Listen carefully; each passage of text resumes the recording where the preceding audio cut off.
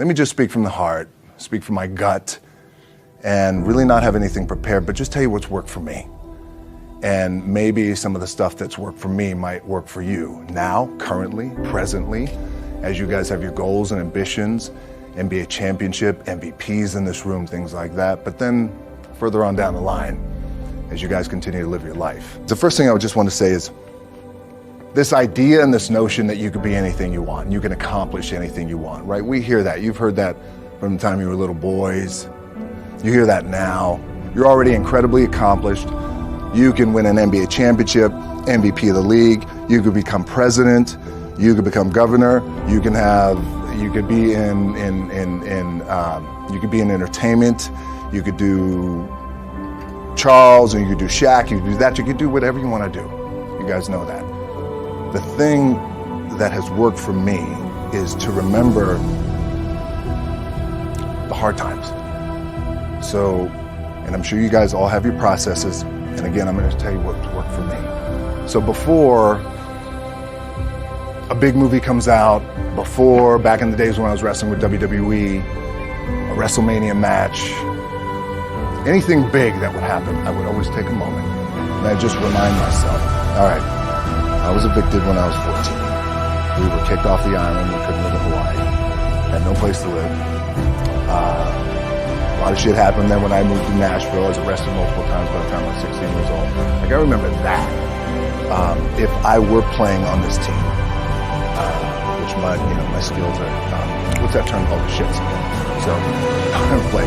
But before I lace up, before I get into court, before I play in this big game, before I go to the Staples Center, where history, because those are historic walls there at the Staples Center, I would remember that. And it allows me then to be present in the moment and understand the shit, this stuff I have around me right now. This is the shit that I dreamed of when I was a kid.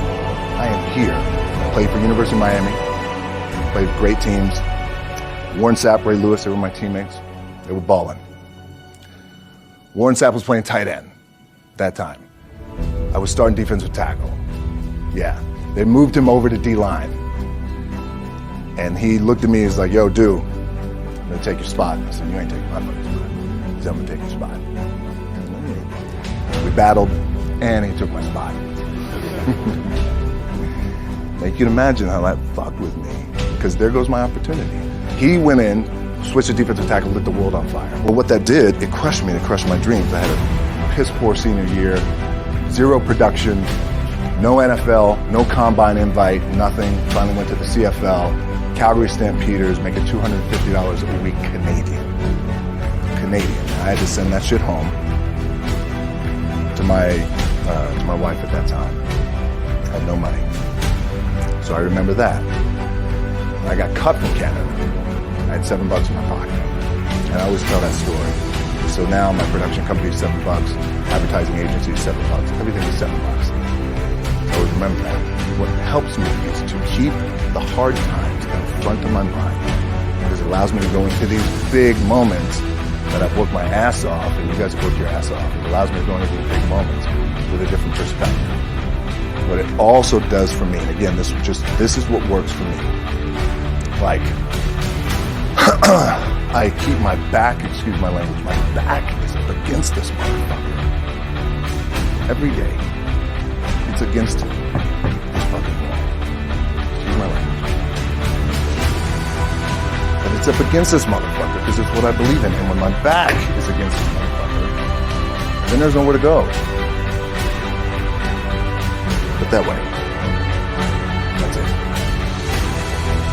So I feel like this could be something, an ideology and mindset that could help you. Could, if you look at it that way. Because you made it already. We made it. We're successful boys, and we're lucky boys to be where we're at. Well, you guys made it. Everybody's rich in the room. Nobody's gonna get evicted anymore. Anything you got, there's no more money problem, right? You got a lot of hands out now. Can I get a little bit? Can I get a little bit? Right, that happens. But when you make it, for me, I need this. I need this. So every day, my back is up against this motherfucker. And this is how I operate.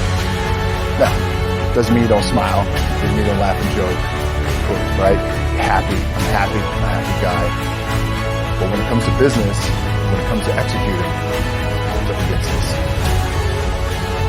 And I gotta go that way. I don't give a fuck who is it.